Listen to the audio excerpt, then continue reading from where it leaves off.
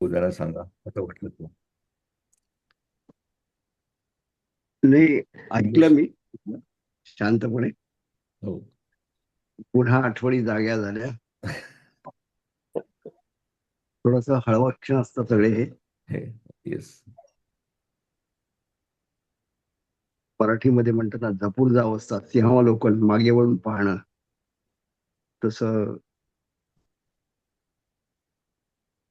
मागे वळून पाहायला मिळालं थोडस. हो. त्यांच्याविषयी ग्रॅटिट्यूड व्यक्त करायला एक प्रकारची तुम्ही संधी दिली आम्हाला. थँक्यू. धन्यवाद, thank you. Thank you. Thank you.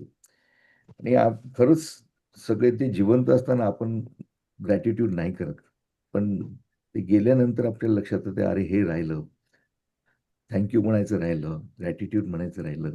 All these things हे राहतात. But even today, even if they are not physical present, you can just say thank you to them. Gratitude आज पण बोलू शकता, इट गोज टू देम. आपण जे शब्द बोलतो ना, every word counts, every word goes to the universe and goes to that particular person. पण ते जिवंत असताना पृथ्वीमधून आपण काही करून त्यांच्यासाठी केलं ना, ते फार कन्स्ट्रक्टिव्ह ठरतं. म्हणजे आता ठीक आहे, तर आपलं उपचार म्हणून आपण करतोय एक स्वतःचं समाधान म्हणून. पण ते जिवंत असताना त्यांच्याविषयी करणं म्हणजे काहीतरी त्यांच्या तृणातून मुक्त होण्यासाठी अंशतः का होईना प्रयत्न करणं फार गरजेचं असतं.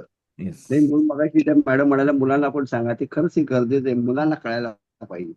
जर आपल्याकडून चुका झाल्या पण पुढच्या पिढीकडून त्या चुका होऊ नये म्हणतात ना, मागच्या येस. ठेच शाळा, तसं मुलांना वगैरे हे सगळं समजलं पाहिजे. अवश्य. आणि आपण आपण आपण होच, मुलांसाठी पण पण करूया. त्यांच्यात उतरली पाहिजे. आपण करूया ना, मुलांसाठी पण करूया, अवश्य करूया. Yes, yes. बट